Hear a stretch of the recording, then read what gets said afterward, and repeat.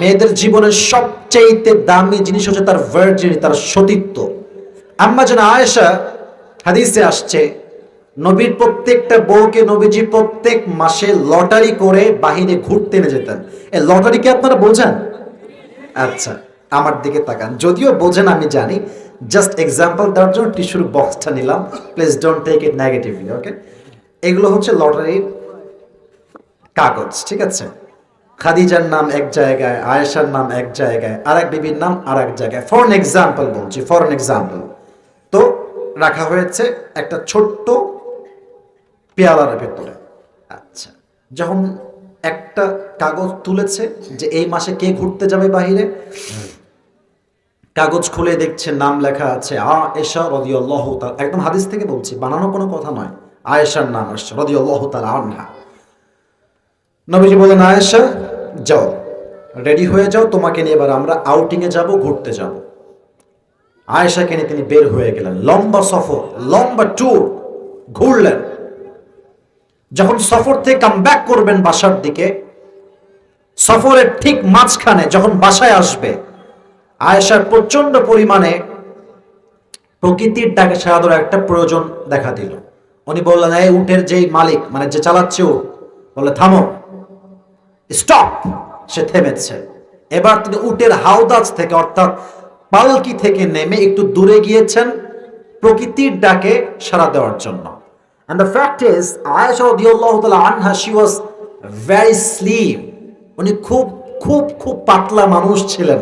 আমিও পাতলা, আমিও কিন্তু মোটা না। তো উনি আমার চাইতে আরো বেশি পাতলা ছিলেন। হাদিসে আসছে খুবই স্লিম, খুবই পাতলা, খুবই চিকন ছিলেন তিনি। তো উনি উঠে উঠলেও বোঝা যায় না, না উঠলেও বোঝা যায় না।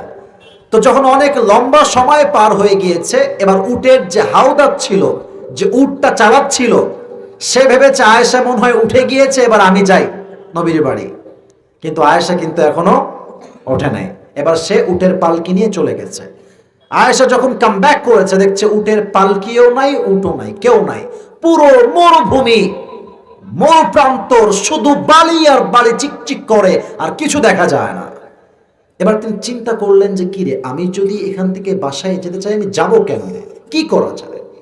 এবার তিনি প্ল্যান করে, কথাগুলো একটু একটু আমি কিন্তু খুব চিল্লায় কথা বলা পছন্দ করি না।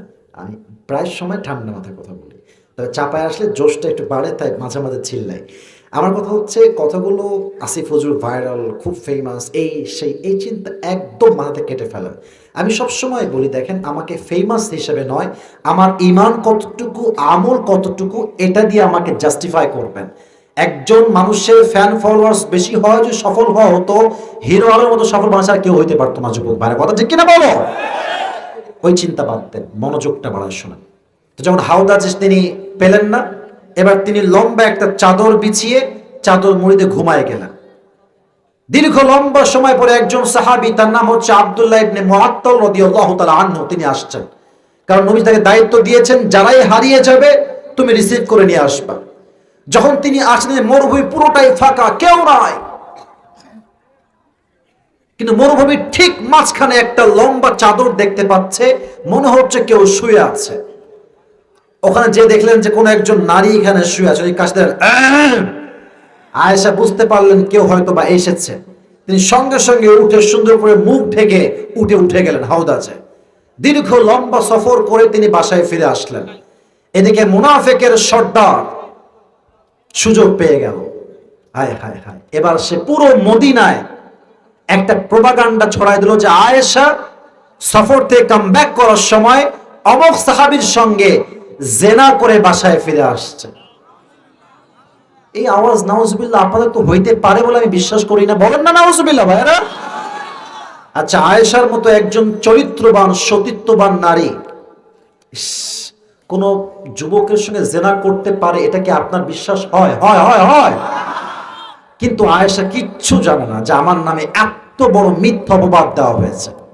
এবার তিনি বাসায় ফিরে আসলেন। তিনি লক্ষ্য করলেন নবী আগে যেমন ভালোবাসতেন, এখন আর তেমন ভালোবাসেন। আমার দিকে তাকায় না, সালাম দেয় না, কালাম দেয় না, কথা নাই, বার্তা নাই। বাট তিনি জানতেন না আসলে কি হয়েছে। এবার যখন আয়েশা রাদিয়াল্লাহু তাআলা আনহা বাসায় ফিরে আসেন আবু বকর রাদিয়াল্লাহু তাআলা আনহুর কাছে, উনিও তাকায়, বাট সালাম দেয় না, ভালোবাসা নাই। কারণ সবার কানে পৌঁছেছে আয়েশা নাকি অমুক সাহাবীর সঙ্গে জেনা করে বাসায় আসছে, বাট এটা কি সত্যি না মিথ্যা উনি কিচ্ছু জানেন না। তো একজন কাজের মহিলা ছিল, সে আসছে, বলছে আয়েশা তুমি কি জানো তোমার নামে কি হয়েছে? বলছে কি হয়েছে বলো। তোমার নামে এই মিথ্যা তহমত দেওয়া হয়েছে, তুমি নাকি অমুকের সঙ্গে জেনা করে ফষ্টি নষ্টি করে বাসায় আসছো। এটা শুনে প্রচন্ড আঘাত পেলেন, চুপচাপ বসে গেলেন। আস্তাগফিরুল্লাহ, নাউজুবিল্লাহ, আমি তো জীবনে এমন কোনো কাজ করি নাই, আমার নামে এই মিথ্যা অপবাদ কে দিয়েছে? ইন দ্য মিন টাইম নবীজি আসছেন, বলছে আয়েশা শোনো, আসলে কি জানেন, বিপদে পড়লে কিন্তু আশেপাশে মানুষের রূপটা বের হয়ে আসে। হ্যাঁ, যখন দেখবেন টাকা পয়সা অনেক আপনার, বাপরে বাপ, আরে দোস্ত তুমি তো আমার দোস্ত, আর কে আমার দোস্ত বলো? আর যখন দেখবেন চাকরি নাই, টাকা নাই, অবস্থা খুবই নিচের দিকে, আশেপাশের সব রক্তের আপন মানুষগুলো পর হইতে দেরি হবে না যুবক ভাইরা, ঠিক কিনা বল? নবীজি বলছে আয়েশা তুমি যদি জেনা করেই থাকো বা ফষ্টি নষ্টি হয়ে গিয়ে থাকে বা অন্যায় হয়ে গিয়ে থাকে, তুমি আল্লাহর কাছে তওবা করো। এবার আয়েশা আর সহ্য করতে পারলেন না, বলছে ইয়া রাসূলুল্লাহ আপনি আমাকে বিশ্বাস করেন না? ইয়া হাবিবাল্লাহ আপনি আপনার বউকে বিশ্বাস করেন না? বলছে না না আমি তো বিশ্বাস করি, বাট যদি মানুষ হিসেবে হয়ে যায় আল্লাহর কাছে মাফ চেয়ে নাও। এবার আয়েশা বললেন আমার কাছে ধৈর্য ছাড়া আর কোনো হাতিয়ার আর বাকি নাই। আমি চুপ হয়ে গেলাম। আমার ধৈর্য, আমার ভরসা, আমার আশা এক সত্তা, তিনি কে? এবার দেখেন সবরের ফলাফল কাকে বলা হয়, সবরের বিনিময় কাকে বলা হয়। আয়েশা রাদিয়াল্লাহু তাআলা আনহা ধৈর্যের পরিচয় দিয়েছেন এবং ফলাফল হিসেবে তার চরিত্র যে পবিত্র, সে যে একজন সতীত্ববান নারী, তাকে সতীত্ববান প্রমাণ করবার জন্য আল্লাহ নিজেই আসমান থেকে জিবরাইলের মাধ্যমে ওহী নাজিল করে, আয়াত নাজিল করে তার সতীত্বকে পবিত্র ঘোষণা করে দিয়েছেন। আল্লাহ যাকে পবিত্র বলে তাকে আর কেউ কি অপবিত্র বলতে পারে? তাহলে কি বুঝলেন? মানুষ যখন গালিগালাজ করবে, ডোন্ট রিঅ্যাক্ট, কিচ্ছু বলবেন না, it's just a matter of time. সময় যখন ঠিক হবে সব ঠিক হয়ে যাবে, ততক্ষণ পর্যন্ত সবর করবেন এক সত্তার উপরে, তিনি কে? এবার আসেন আরেকটা মজার হাদিস গল্প শোনাই। গল্প তো না, বিশাল লম্বা একটা ঘটনা, তবে হাদিস থেকে গল্প বললে, হাদিস থেকে ঘটনা বললে আপনাদের কি কোনো কষ্ট হবে? রাত তো প্রায় 12:30 বাজতে গেল, আমি তো 11:30টায় উঠেছি। আমার ওয়াজ কি আমি মন মতো করতে পারবো আজকে, নাকি আপনারা আমাকে সময় দিবেন তো আজকে? ইনশাআল্লাহ দিবেন তো? দেন সবাই কাশি দেন, তাকবীর দেন, লিল্লাহি তাকবীর। তো নবীজির প্রথম বউ কে ছিল? খাদিজা রাদিয়াল্লাহু তাআলা আনহা। কোন রিওয়ায়াতে আসছে খাদিজার বিয়ে হয়েছে মোট 4 বার, কোথাও আসছে 5 বার, কোথাও আসছে 3 বার। যতবার তিনি বিয়ে করেছেন প্রত্যেকবার প্রত্যেকটা স্বামী মারা গিয়েছে, প্রত্যেকটা স্বামী সন্তান দিয়েছে, সন্তান দিয়ে মৃত্যুবরণ করেছে। একজন মেয়ের স্বামী মরলে মেয়েটা বোঝে দুনিয়াতে বাপের মতো আপন, স্বামীর মতো আপন দ্বিতীয়টা আর কেউ হতে পারে না। অনেক মেয়ে তো স্বামীকে খোঁড়ে দেয়, আমার অমুক বান্ধবী তার স্বামী তাকে আইফোন দিয়েছে, তুমি তো আমাকে স্যামফোনিও গিফট করতে পারো না, ঠিক কিনা বলো যুবক ভাইরা? কিন্তু খাদিজার কোনো কমপ্লেইন ছিল না। যখন তার ফোর্থ টাইম, চতুর্থবার স্বামী মরে গেল, এবার বাবাও একসঙ্গে মারা গেলেন, বাবাও নাই, স্বামীও নাই, জীবনে আপন বলতে আর কেউ নাই। এবার খাদিজা ডাক দিয়ে বললেন, তাকাররারা খাদিজা আন্নাহা লান তাতাযাওয়াজা মাররাতান উখরা। তিনি নিয়ত করলেন যে আমি যতদিন বেঁচে আছি আমি আর জীবনে কখনোই বিয়ে করব না। যেই সিঙ্গেল যুবক ভাইরা আছেন বা বিয়ে হয়েছে, মুরব্বীরা, এই হাদিসটা প্লিজ একদম ডান বাম না করে শুনবেন, এটা আপনাকে অনেক অনেক বড় শিক্ষা দিবে ইনশাআল্লাহ। তো 4 নাম্বার স্বামী মৃত্যুর পরে উনি ভাবলেন যে আমি জীবন আর কখনো বিয়েই করব না, একদম সিঙ্গেল থাকবো, যতদিন না পর্যন্ত আল্লাহ আমাকে না দিবে আমি চুপচাপ, আমি ধৈর্যশীল। একদিনের ঘটনা, উনি ঘুমিয়ে আছেন, রাত বাজে প্রায় 3 থেকে 4টা, তাহাজ্জুদের সময়। যদি আপনি কোনো স্বপ্ন দেখেন মাথায় রাখবেন স্বপ্নটা বাস্তব হওয়ার সম্ভাবনা কম না বেশি? এই যে এদিকে আমার দিকে, look at my face, right সাইডে look at my face. Mobile কেউ টিপবে না, no one is allowed to use the iPhone or any kind of smartphone, please. Phone হাতে রাখবেন না, আমার দিকে।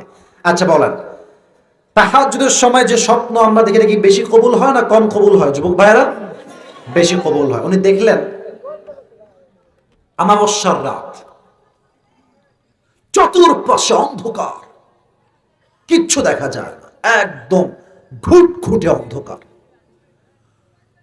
হঠাৎ তার চোখ পড়লো আকাশের দিকে, দেখলেন যে একটা লম্বা চাঁদ আকাশে ভাসছে, তারা ভাসছে।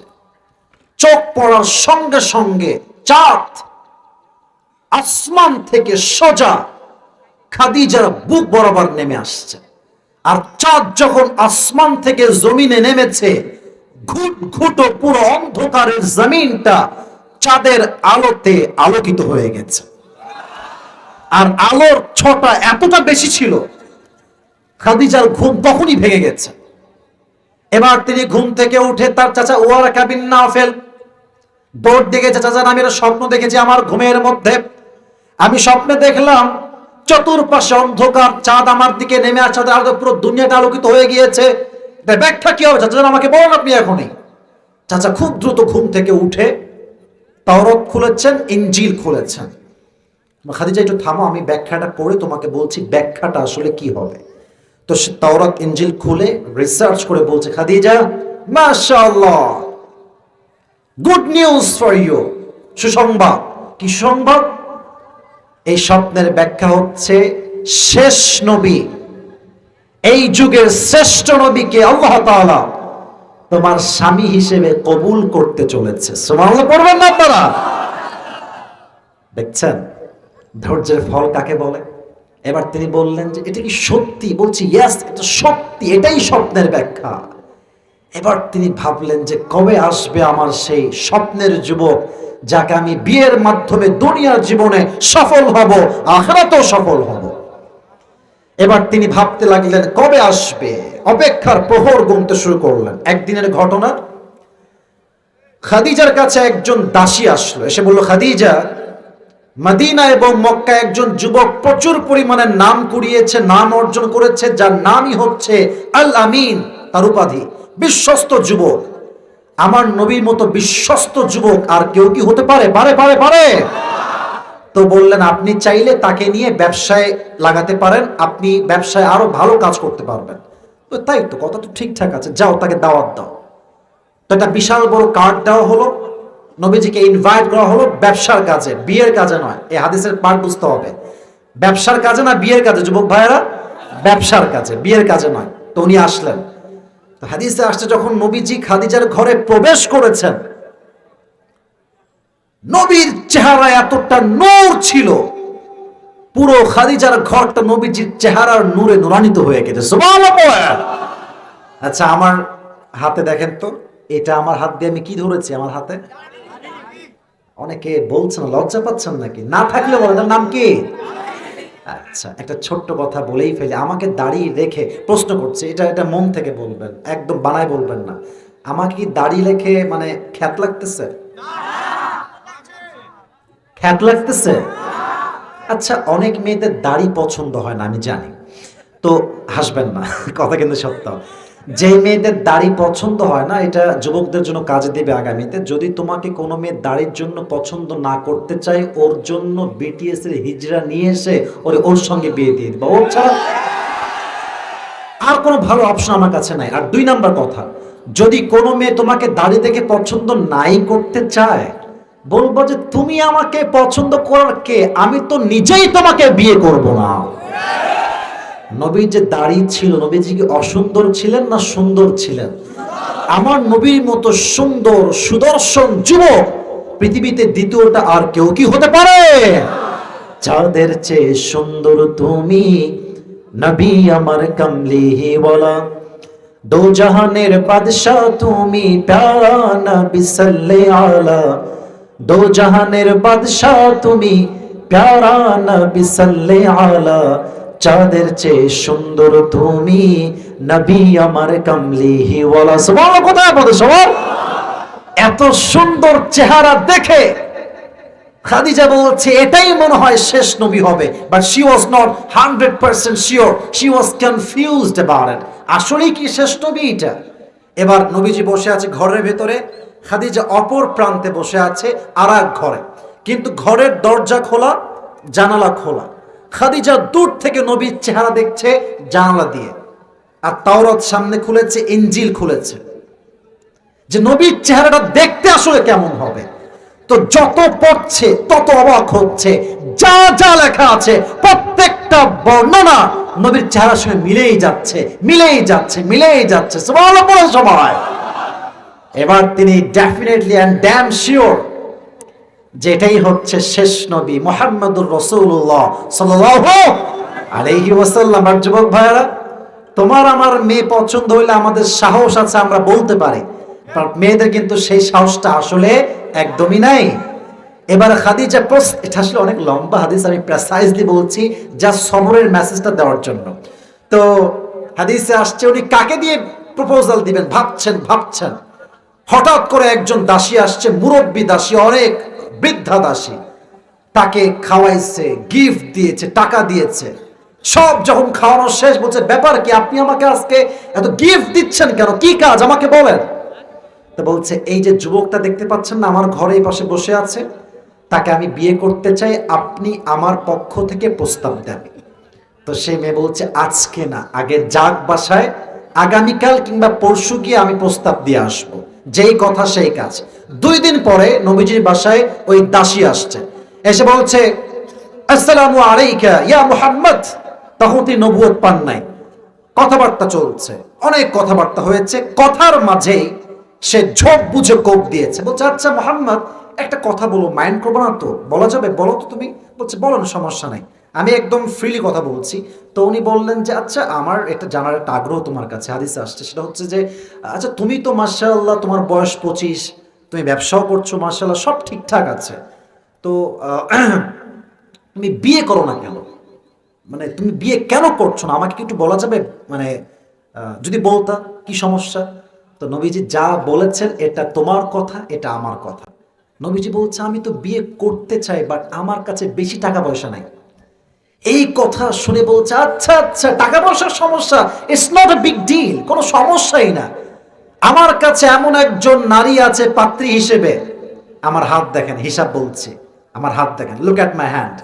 আমার কাছে এমন একজন নারী আছে যাকে বিয়ে করলে মোহর দেওয়া লাগবে না, যাকে বিয়ে করলে বাড়ি দেওয়া লাগবে না, যাকে বিয়ে করলে কাপড় দেওয়া লাগবে না, যাকে বিয়ে করলে ভরণ পোষণ দেওয়া লাগবে না, যাকে বিয়ে করলে তোমাকে কোনো ব্যবসা করতেই হবে না, বরং তোমার ব্যবসা করতে যা যা লাগে, যত টাকা লাগে, যত আসবাব লাগে, যত মাধ্যম লাগে, সেই তোমাকে সব এনে দিবে। নবীজি বলছে হাউ কাম ইট পসিবল, এরকম মেয়ে কি এই যুগে আদৌ পাওয়া সম্ভব? কে সেই মেয়ে? মাসমুহা, মেয়ের নাম কি? এবার সে বলছে ইসমুহা খাদিজা, তার নাম হচ্ছে খাদিজা। অবাক করা বিষয় হচ্ছে হাদিসে আসছে নবীজি আগা গোড়াই খাদিজাকে পছন্দ করতেন। সুবহানাল্লাহ পড়বেন না আপনারা? বাট নবীজি ভাবতেন আমি হলাম গরিব ঘরের একজন যুবক, খাদিজা হচ্ছে কোটি কোটি টাকার মালিক, আমার বিয়ে তার সঙ্গে কেমন করে সম্ভব? কিন্তু নবীজি খুব চালাক, বলছেন যে ও আচ্ছা আচ্ছা, পাত্রীর নাম খাদিজা তাই না, আচ্ছা তো ঠিক আছে, আমার তো চাচা আছেন, বাবা মা কেউ নেই, চাচার নাম কি ছিল, কে বলতে পারে? নাম কি বলেন, বলেন নাম কি? তো বলছে আমি আগামীকালকে আমার চাচা আবু তালেবকে নিয়ে আপনাদের বাসায় আসবো, তখন কথা হবে, বিস্তারিত কথা। তো তারপরের দিন নবীজি চাচাকে নিয়ে তার বাসায় আসছে, অনেক লোক আসছে, প্রায় 8-10 জন লোক হবে, কথাবার্তা চলছে, বিয়ে কবে হবে, কি অবস্থা। তো ডেট ফাইনাল হয়েছে, হাদিসগুলো প্রেসাইজলি শর্টকাটে বলছি। ডেট যেদিন ফাইনাল হলো বিয়ের জন্য, মাশাআল্লাহ খাদিজার পক্ষে 2 জন লোক আসছেন, নবীর পক্ষে 2 জন লোক আসছেন, মোট কয়জন লোক হলো? খুব অ্যাক্টিভ, রাত বাজে প্রায় 12:30, কিন্তু অ্যাক্টিভিটি দেখে মনে হচ্ছে না যে আপনারা কেউ বিরক্ত হচ্ছেন। বলেন সবাই কয়জন লোক? 4 জন লোক। আচ্ছা, বিয়ের পূর্বে খাদিজার চাচা ওয়ারাকা বিন নাফিল দাঁড়িয়েছে খুতবা দেওয়ার জন্য। এবার ডাক দিয়ে বলছে মুহাম্মাদের চাচা আমার দিকে তাকিয়ে শুনবেন, আমার একটা বক্তব্য আছে আমার ভাতিজাকে নিয়ে। আমার খাদিজাকে নিয়ে কি বক্তব্য? বক্তব্যটা হচ্ছে এই, খাদিজার স্বামী মারা গেছে, যতবার বিয়ে করেছে সব স্বামী মারা গেছে, তার বাচ্চা আছে, সে ডিভোর্সড। তবে আমি তার বিষয়ে গ্যারান্টি দিয়ে বলছি, খাদিজার মতো চরিত্রবান নারী এই তল্লাটে দ্বিতীয়টা আর কেউ হতে পারে না। সুবহানাল্লাহ। কোথায়? উনি বক্তব্য দিয়ে বসে গেছেন। এবার দাঁড়িয়েছে নবীজির পক্ষ হতে আবু তালেব। নবীর চরিত্র কি ভালো না খারাপ? ওয়া ইন্নাকা লাআলা খুলুকিন আযীম, 29 নম্বর পারা সূরাতুল কলম। আল্লাহ বলছেন, নবী আপনার চরিত্র যে পবিত্র, আমি আল্লাহ নিজেই তার সাক্ষী হয়ে গেলাম। সুবহানাল্লাহ পড়বেন না আপনারা? আবু তালেব ডাক দিয়ে বলছে, খাদিজা শোনো, সবাই আপনারা শুনবেন মনোযোগ দিয়ে। আমার ভাতিজা বেশি একটা বড়লোক কোনো যুবক নয়, টাকা নাই, বাড়ি নাই, গাড়ি নাই, সম্পত্তি নাই, কিচ্ছু নয়। বাট আমি তার চাচা হয়ে সাক্ষ্য দিচ্ছি, পুরো মক্কা এবং মদিনায় তার মতো ট্রাস্টেড, তার মতো ট্রাস্ট ওয়ার্দি পারসন, তার মতো বিশ্বস্ত আল্লামিন এই তল্লাটে দ্বিতীয়টা আপনি কখনোই খুঁজে পাবেন না। সুবহানাল্লাহ। অতএব ওয়ালাকা বিন নাফিল, আপনার কপাল ভালো যে আপনি আমাদের ছেলেকে জামাই হিসেবে পাচ্ছেন। মাশাআল্লাহ। সব কথাবার্তা ডান, বিয়ে হয়ে গেল, আদ্য সম্পূর্ণ, সব ঠিকঠাক। এই বিয়ের ক্ষেত্রে মোহর লাগে না? কথা কোন লাগে না? লাগে না? কি মোহর দিবে? টাকা পয়সা তো খুবই কম। তো চাচা বলছে, দেখেন খাদিজা, আমার কাছে কিন্তু দেওয়ার মতো কিছুই নাই, তবে হ্যাঁ, আমি আপনাকে 20টা উট দিব মোহর হিসেবে। কয়টা উট? তো বলছে ঠিক আছে, ওইটাই আমি নিলাম, কোনো সমস্যা নেই। 20টা উট দিয়েছে। কিন্তু বিয়েতে এত মেহমান আসছে, আশেপাশে কিছু লোকজন আছে, চাচা আছেন, মামা আছেন, একটা খাওয়া দাওয়ার আয়োজন লাগবে না? অলিমা লাগবে না? এই কথা লাগবে না? লাগবে না? কি দিয়ে রান্না করবে? খাবার নাই। খাদিজার মন, বোনেরা আমার কান খাড়া করে কথা শুনবেন, ভালো করে শুনবেন। খাদিজা বলছে কিচ্ছু লাগবে না, আমার যে 20টা উট মোহর দেওয়া হয়েছে, এই 20টা উটকে ওয়ালিমা হিসেবে এখনই জবাই করে দাও। এরকম মেয়ে হইলে তো বিয়ে করতেই মন চায় যুবক ভাইয়ারা, ঠিক কিনা বলো যুবক ভাইয়ারা? নাই তো না, মেয়ের বাপ লেখে আমার মেয়েকে বিয়ে করতে হলে মোহর দেওয়া লাগবে 20 লাখ টাকা। আর যারা বিয়ে করবেন সামনের দিকে, ওই একটু কাবিননামা ভালো করে পড়েন, শূন্য একটা কম বেশি হইলে কিন্তু 12টা বেজে যাবে একেবারে, ঠিক কিনা বলে? তো বলছে যে 20টা উটি জবাই করে দাও। বিয়ে হয়ে গেল, বাসর রাত। এবার আসেন হাদিসের শেষ পার্টে। এটা বলার জন্যই এতগুলো কথা আমাকে বলতে হয়েছে। বাসর রাত হয়ে গেল, নবীজি ডানে বসে আছেন, খাদিজা বামে বসে আছেন। এবার খাদিজা বাসর রাতে বলছে, ইয়া রাসূলুল্লাহ, ইয়া হাবিবাল্লাহ, যদিও বা তখন নবী ছিলেন না, আমি জাস্ট ডাকার জন্য বলছি, সম্মানের জন্য, আপনি কি জানেন যে আপনার মতো একজন চরিত্রবান স্বামী আমি আমার জীবনে কেমনে পেলাম? নবীজি বলছেন, না তা তো আমি জানি না, আপনি কেমনে পেয়েছেন আপনি বললেই জানবো। এই হচ্ছে মূল মেসেজ, এটা হচ্ছে মূল হাদিসের এক সারাংশ কথা, এটাই হচ্ছে মূল কথা। বলছে, আমার প্রথম স্বামী মারা গেছে, আমি ধৈর্যশীল ছিলাম। দ্বিতীয় স্বামী মরেছে, ধৈর্যশীল ছিলাম। তৃতীয় স্বামী মারা গেছে বাচ্চা রেখে, ধৈর্যশীল ছিলাম। চতুর্থ স্বামী মরে গেছে, আমি ছিলাম। আমি এক বাক্যে একনিষ্ঠভাবে বলতে পারবো, একমাত্র ধৈর্যের বিনিময়ে, সবরের বিনিময়ে আমার মতো সাধারণ নারীর স্বামী হিসেবে আল্লাহ আপনার মতো দুই জাহানের সর্দার রাহমাতুল লিল আলামিন শেষ নবীকে আমি খাদিজা স্বামী হিসেবে কবুল করেছি। সুবহানাল্লাহ পড়বেন না আপনারা? তাহলে নবীজিকে স্বামী হিসেবে পাওয়ার পেছনে একটা গুণ আছে, গুণটার নাম হচ্ছে ধৈর্য। বলেন গুণটার নাম? আরো বলেন না, গুণটার নাম কি? ধৈর্য। অতএব ওয়াজ কিন্তু শেষ হয় না। অতএব আজ থেকে যে কোনো কাজ না হলে বলবো যে আল্লাহ আর কবে হবে, আর পারছি না, আমাকে এখনই দেওয়া লাগবে, আমার দ্বারা হবে না। ধৈর্য বলা যাবে? বলা যাবে? যাবে যাবে যাবে। মাথায় রাখবেন, আল্লাহ মাঝে মাঝে দিয়ে পরীক্ষা করে, মাঝে মাঝে না দিয়ে পরীক্ষা করে। যারা খুব বড় লোক তারা যে খুব সুখী তা কিন্তু নয়। মাঝে মাঝে দেখবেন টাকা যার ভিতরে কোনো ঘুম নাই, আর রিক্সাওয়ালা রিক্সা চালায় খায়, ভ্যান চালায় খায়, রিক্সার সিটে বসে 5 ঘন্টা আরামের ঘুম দেয়, ঠিক কিনা বলেন? ঢাকার গুলশানে ফ্ল্যাট, রোলস রয়েস আছে, মার্সিডিজ আছে, বিএমডব্লিউ আছে, কয়েক কোটি টাকার বিশাল আলিশান ঘর আছে। রাতের বেলা ট্যাবলেট না খাইলে ঘুম আসে না। আল্লাহ মাঝে মাঝে দেয়, পরীক্ষা করে, মাঝে মাঝে না দিয়ে পরীক্ষা করে। আর এই যে আমরা সবাই আছি না, এই যে দেখেন ডানে বামে সামনে, আমরা তো চাপায়ের মানুষ, গোমস্তপুরের মানুষ। আমার এটা এক মত আপনাকে হতেই হবে, আমাদের এখানে যারাই আমরা আছি তার 90% বেশি আমরা মধ্যবিত্ত পরিবারের সন্তান, ঠিক কিনা বলে? আমরা মধ্যবিত্ত পরিবারের সন্তান, তো আমাদের জীবনে অভাবও আসবে, টাকার অভাব তো আসবেই আসবে। আচ্ছা, নবীজির একজন মাত্র মেয়ে যার দ্বারা বংশ বিস্তার হয়েছে, শেষ হাদিস বলবো এটাই, তার নাম কি বলতে পারবেন? ফাতেমা। নাম বলেন সবাই, নাম কি? আপনার পারবেন আমি জানি, এটা আমার খুব ভয় লাগছে বলতে, তাও মানে ভালোবেসে বলছি। ফাতেমার স্বামীর নাম কি ছিল? মাশাআল্লাহ। আচ্ছা, শেষ প্রশ্ন, তাদের সংসার থেকে মাত্র 2 জন সন্তান পৃথিবীতে আগমন করেছিল, কি নাম বলতে পারবেন? মাশাআল্লাহ, হাসান এবং হুসাইন রাদিয়াল্লাহু তাআলা আনহুমা। ছোট্ট হাদিস বলে আজকের ওয়াজটা এখানে শেষ করে দিচ্ছি। একদিন ঘরে এতটা অভাব দেখা দিল যে 3 দিন যাবত চাল নাই, ডাল নাই, ভাত নাই, খাবার নাই, কিচ্ছু নাই। আলীও ক্ষুধার্ত, ফাতেমাও ক্ষুধার্ত, সন্তানরাও ক্ষুধার্ত। হায় হায় হায়, 3 দিন যাবত চাল ডাল ভাত কিচ্ছু নাই।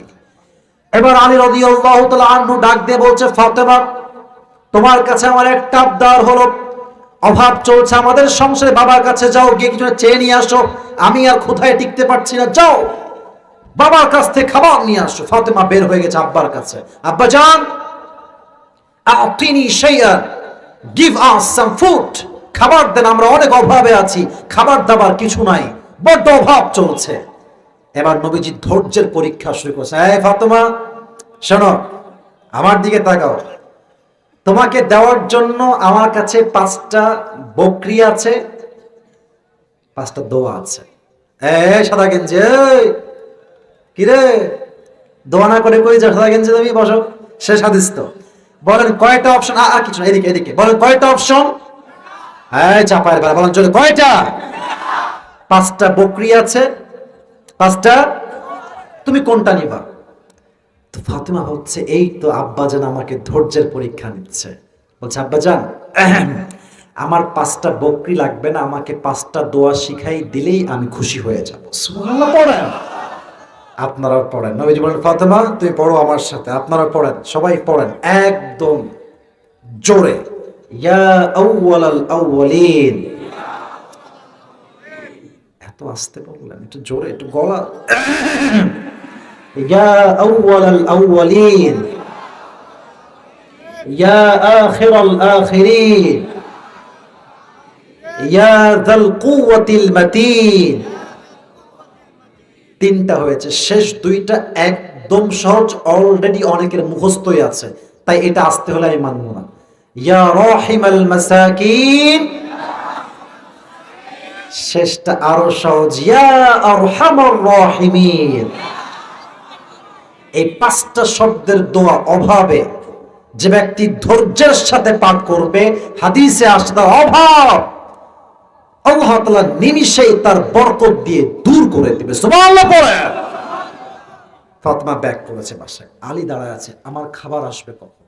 দেখছে ফাতেমা ফিরে আসছে, বাট ফাতেমার চেহারাটা একদম হাসিবিহীন, চুপচাপ ফিরে আসছে। দেখছে হাতে কিছু আছে নাকি, দেখি তো, দূর থেকে দেখছে হাতে কিছু আছে কিনা, দেখছে তার হাতে কিচ্ছু নাই, যেমনটা গিয়েছিল তেমনটাই ফিরে আসছে। আলী তো অনেক ক্ষুধার্ত, খুব রেগে আছে, এই ফাতেমা খাবার কোথায়? গেলে কেন? আমার আসলা কেন? খাবার কোথায় আমার? 3 দিন যাবত আমার ক্ষুধার্ত আছি, তোমার হাত তো ফাঁকা।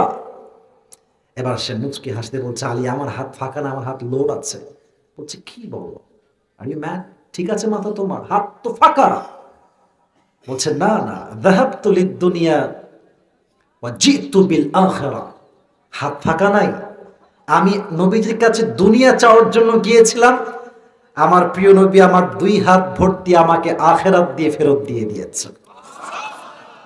আলী বলছে আচ্ছা এবার আমি যাব, আমাকে দিয়ে কেমনে ফেরায় দেয়। ইয়া রাসূলুল্লাহ আতিনি শাইআন, দান করেন কিছু আমাদেরকে, we are so hungry, it has been 3 days, আমরা কিচ্ছু খাই না, 3 দিন হয়ে গেছে, কিছু দেন। নবীজি বলছে আলী অবশ্যই দিব, তুমি আমার জামাই, তোমাকেই তো আমি দিব, তবে হ্যাঁ তোমাকে আমি 2টা অপশন দেব। ইয়া রাসূলুল্লাহ কি অপশন? আগে ছিল 5টা বকরি, এটা এবার বাড়ছে, তোমাকে আমি 2টা অপশন দিচ্ছি, আমার কাছে 5,000 বকরি আছে আর 5টা দোয়া আছে, which option you wanna select, কোনটা নিবা বলো। আলী ভাবছি এত ক্ষুধা আমার ভেতরে, 5,000 বকরি 5টা দোয়া, কিন্তু বুঝে গেছে শ্বশুর আমাকে পরীক্ষা করছে, ধৈর্যের পরীক্ষা। বলছে ইয়া রাসূলুল্লাহ 5,000 বকরি দরকার নাই, 5টা দোয়া শেখালেই আমি আলী খুশি হয়ে যাব। নবীজি বলছে পড়ো তুমি আমার সাথে 5 দোয়া, শেখাই দিলেন, ফিরে আসছে। এবার স্বামী এবং স্ত্রী 2জন মিলেই 5টা দোয়া ধৈর্যের সঙ্গে পাঠ করছে, 3 দিন যাবত পাঠ করতেই আছে, করতেই আছে। হাদিসে আসছে এই দোয়া এবং ধৈর্যের বিনিময়ে আল্লাহ তাদেরকে এত বেশি বরকত দিয়েছে রিজিকে, তারা রিজিকের সংখ্যা হিসাব করেই আর খুঁজে পায় না। সুবহানাল্লাহ পড়বেন না তারা। অতএব অভাবে অনটনে যত কষ্ট আসুক, যত বিপদ আসুক, never lose hope and don't be frustrated, হতাশ হবেন না, নিরাশ হবেন না, ধৈর্য ধারণ করে চাইবেন সবাই এক সত্তার কাছে। আওয়াজ দিয়ে বলেন তো সেই সত্তাকে। তাহলে আমি মোট 2টা আয়াত থেকে 2টা ঘটনা এক্সাম্পল দিয়েছি, 3টা হাদিস থেকে 3টা ঘটনা উল্লেখ করেছি। পুরো চ্যাপ্টারটাকে জাস্ট প্রেসাইজলি বলবো, তারপরে দেখব কে পুরস্কার পায়, এই পুরস্কার দিয়েই দোয়া হবে। সবাই একটা কাশি দেন। এবার কিন্তু তাকবীর দেওয়া লাগবে আমার সাথে। আর হ্যাঁ, কেউ যেন আর না ওঠে, 2-1জন লোক ওয়াশরুম লাগতে পারে, রাত প্রায় 1টা বেজে গিয়েছে, ইটস ফাইন, যেতেই পারে, কোনো সমস্যা নেই। বাট হ্যাঁ, এখন আর কেউ উঠতে পারবেন না, কেউ এলাও না। সবাই একটা তাকবীর দেন, লিল্লাহি তাকবীর। আল কোরআনের আলো। তাকবীরটা আমি দিব না, আমি একজন যুবক চাই, ডানে বামে বা সামনে, এনিওয়ান কুড বি, যে কেউ হতে পারো, যার বউ নাই, যে সিঙ্গেল, জীবন আর ভালো লাগে না, সেই যুবকটা দাঁড়িয়ে এখন 3টা তাকবীর দিবা বাঘের মতো। কে আছে দাঁড়িয়ে যাও, লিল্লাহি তাকবীর বলতে হবে।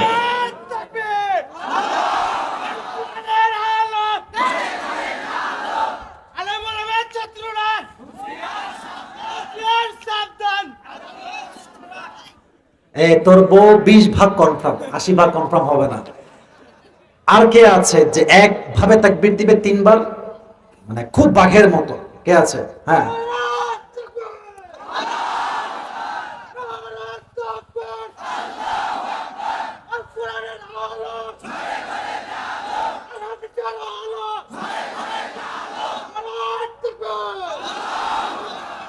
তোমার বউ কনফার্ম গো, একেবারেই কনফার্ম।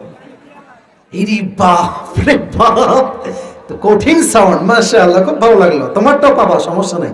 সবাই মিলে এবার আমার সঙ্গে দেন লিল্লাহি তাকবীর। এবার দেখি পুরো ওয়াজটাকে সারাংশ বলছি, পুরস্কার টুপিটা আমরা হাতে রাখি পুরস্কার দেওয়ার জন্য। আজকে ওয়াজের মূল বিষয়বস্তু ছিল কি? হাত তুলতে হবে না, হাত নামাই, সবাই মিলে এখন বলবেন।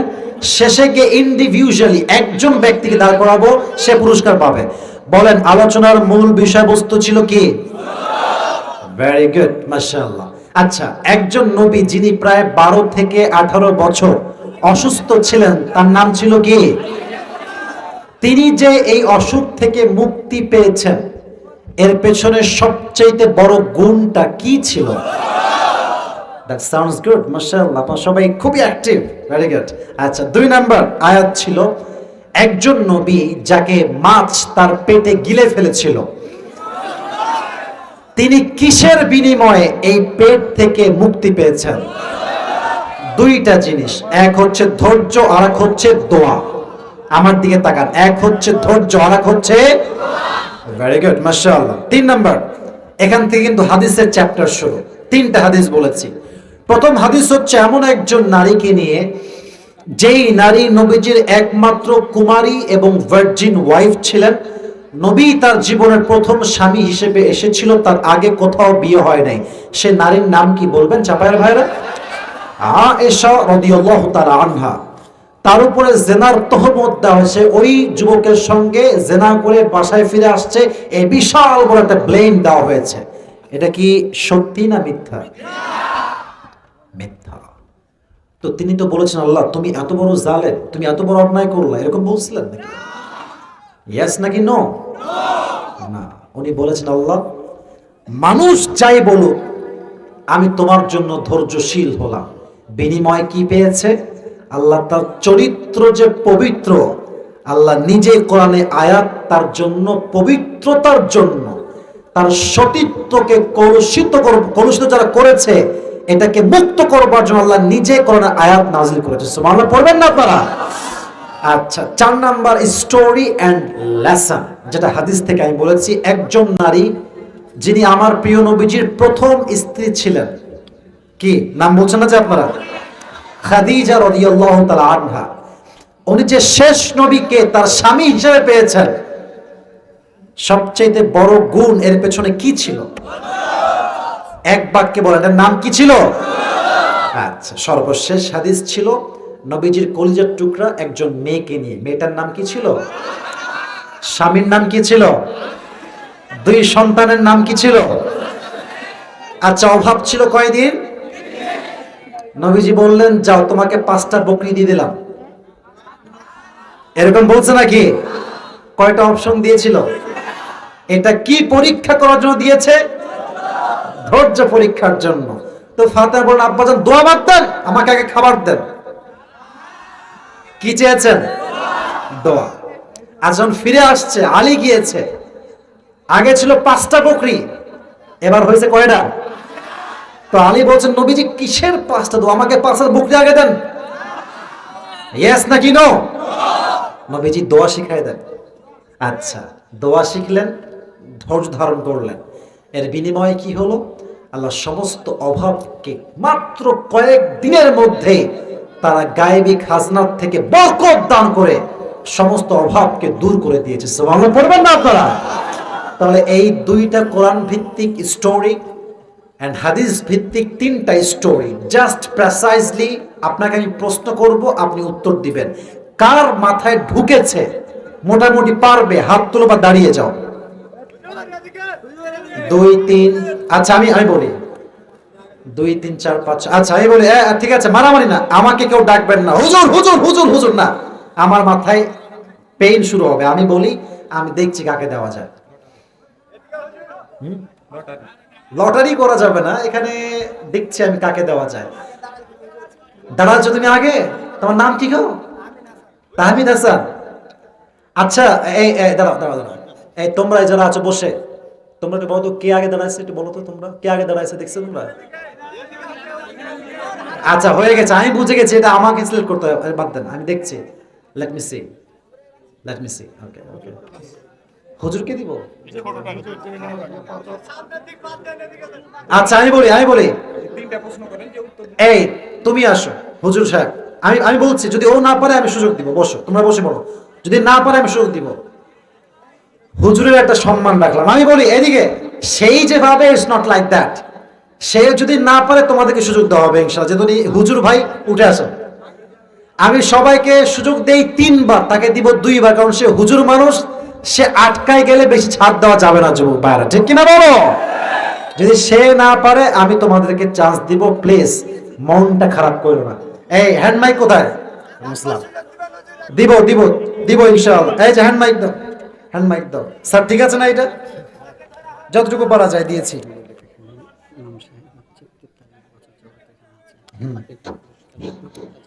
অবশ্যই অবশ্যই অবশ্যই দিব, অবশ্যই।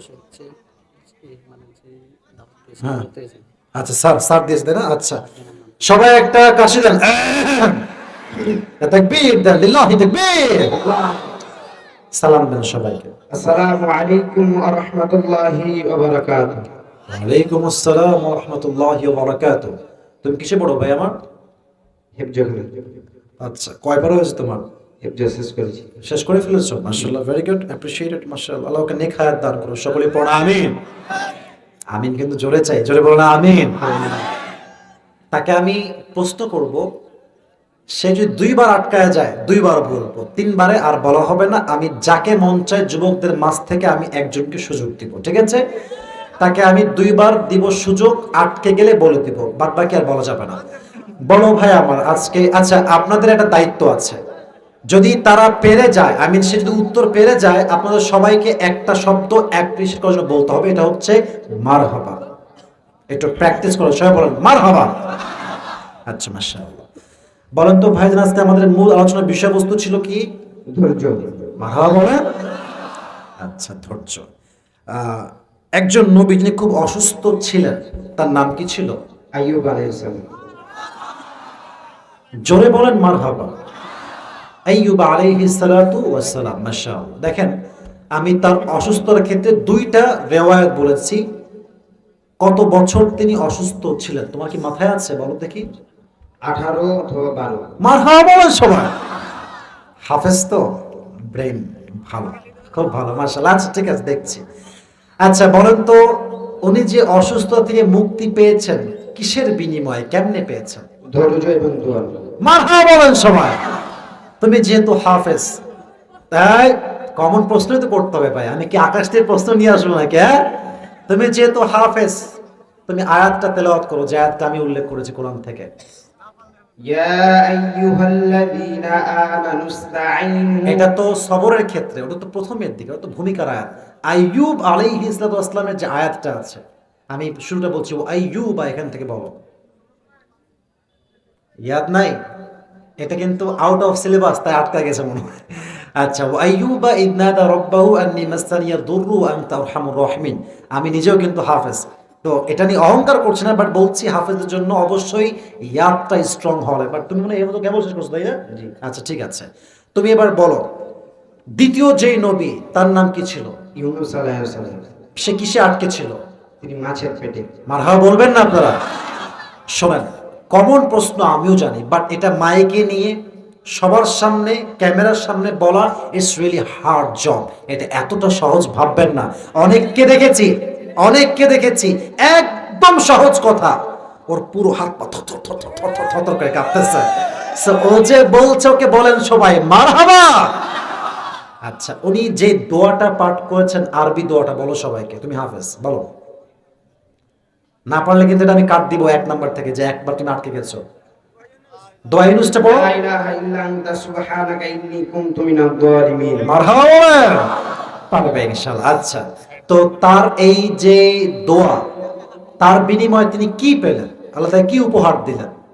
তার বিনিময়ে আল্লাহ তাকে মাছের পেট থেকে মুক্তি দান দিলেন। মারহাবা বলেন সবাই। আচ্ছা, আয়াত ভিত্তিক কথাগুলো শেষ, এবার হাদিস ভিত্তিক। প্রথম যে